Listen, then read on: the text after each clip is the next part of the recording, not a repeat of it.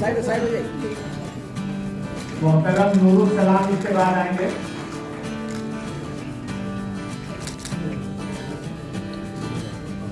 नूरुल सलाम बुशरा हबीब।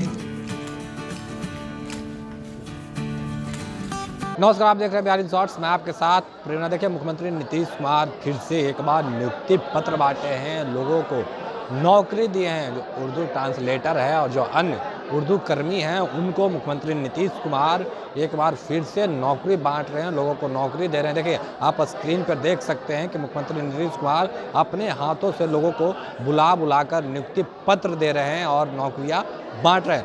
लीजिए, पहले हम सुनवाते हैं कि मुख्यमंत्री नीतीश कुमार नियुक्ति पत्र देने के बाद क्या कुछ बोल रहे हैं। आप सब लोगों का अभिनंदन करता हूं इस कार्यक्रम में उपस्थिति के लिए। और आज ये खुशी की बात है कि उर्दू अनुवादक और अन्य उर्दू कर्मियों का और अन्य कर्मियों का आज नियुक्ति पत्र वितरण समारोह का आयोजन किया गया और इस अवसर पर लोगों का नियुक्ति पत्र वितरित किया गया।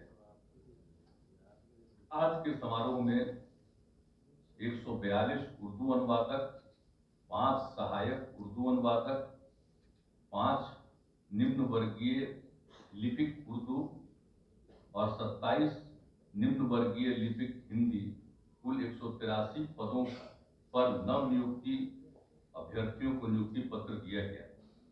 मैं नव चयनित सभी लोगों को बधाई देता हूं और आज सब लोगों को और इस बात आपको हम और बता देना चाहते हैं कि भाई ये तो पहले से काम किया गया है, शुरू किया गया है, लेकिन उसकी संख्या ज्यादा नहीं रही। तो जितने भी करीब समझ लीजिए कि जो हमने इसके बारे में पूरा डिटेल लेकर के एक दिन इसके बारे में पूरी पहले ही से जानकारी हम ले रहे हैं कि आखिरकार कितने पद होने चाहिए, कितने लोग हैं। तो जब देखा कि बहाली ही कम, तो हमने कहा कि भाई पहले से ही कह रहे हैं तो बहाली कम क्यों, इसकी बहाली कुछ तेजी से करें। तो अभी तो बहाली नहीं कर सकते हैं, ये 183 पदों की बहाली कर रहे हैं। लेकिन आप जान लीजिए कि कुल स्वीकृत पद को स्वीकृत किया गया है 2247 पद तो कम ही है। तो इसलिए हमने जो इनको कहा है तो उसके लिए अब 1294 पदों पर नियुक्ति की प्रक्रिया अंतिम चरण में। अब आज तो इतने लोगों को मिला, एक दिन आप समझ लीजिए 1294 लोगों को मिलेगा, वो भी ज्यादा दिन नहीं है, उतने लोगों को मिलेगा। और बचा हुआ था 401, उस पर भी हमने इन लोगों को कह दिया, तुरंत इन लोगों ने जारी कर दिया है 401 पद पर और नियुक्ति होगी। इसमें कुल मिलाकर के जो 2247 स्वीकृत पद है, उन सभी पर लोगों की बहाली हो जाएगी। अब आप सोच लीजिए, एक तो सबको अधिकार है, जैसे हिंदी है वैसे उर्दू है। अगर पहला माना गया हिंदी तो उर्दू को, तो दोनों को उसी तरह से स्वीकृति प्राप्त है। तो किसी भी व्यक्ति को अधिकार है कि वो उर्दू में भी अपना एप्लीकेशन दे सकता है, कोई भी चीज वो लिख सकता है। इसलिए एक एक चीज के बारे में और सरकार का भी निर्णय है कि हम किसी भी चीज का निर्णय लेते हैं तो सिर्फ हिंदी में नहीं जारी करें, हम उसको साथ साथ उर्दू में भी जारी करेंगे ताकि सब लोगों को पता रहे। इसको करने की बात है, इसलिए जरूरी है ना भाई कि सरकारी सेवाओं में अधिक से अधिक लोगों को रहना चाहिए, वो सिर्फ जाने। और जो भी आपको सब कह रहे थे, हम तो यही कहेंगे कि जहां भी रहते हैं वहां कोशिश करिएगा बाकी लोगों को उर्दू सिखाने का, उर्दू बताने का।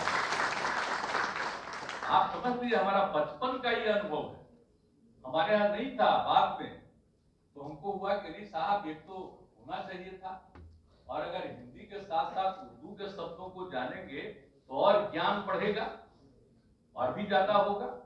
तो इन सब चीजों के चलते हम लोग तो शुरू से ही लगे हुए हैं।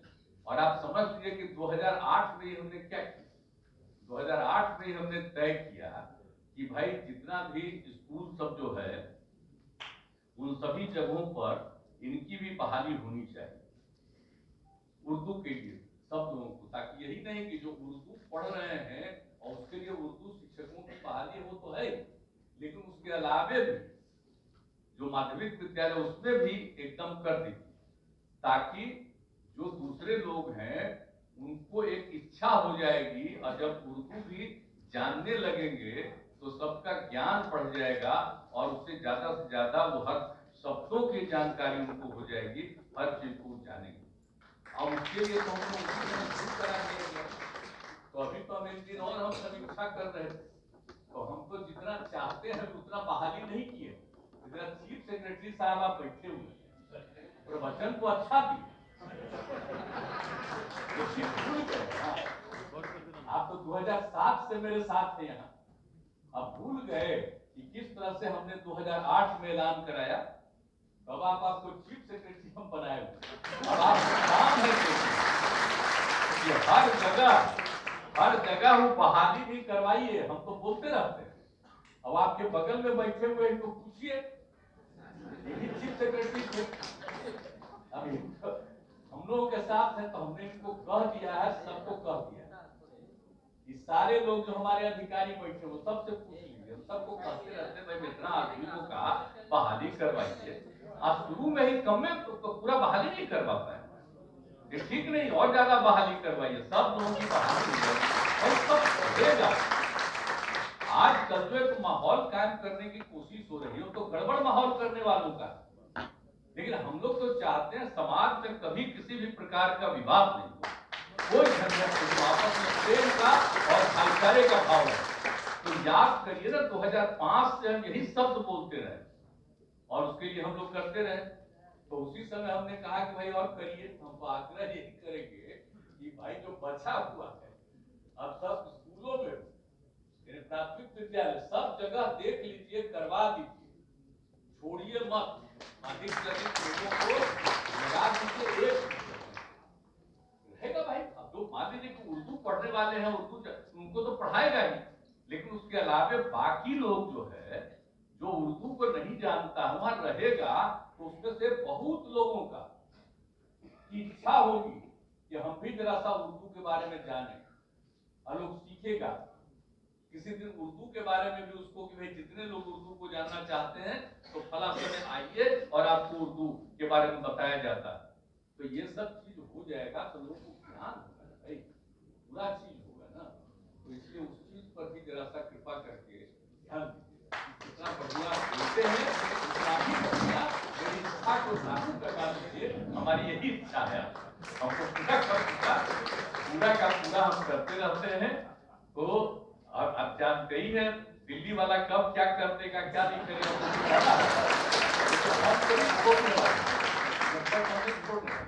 ये पक्का जानिए।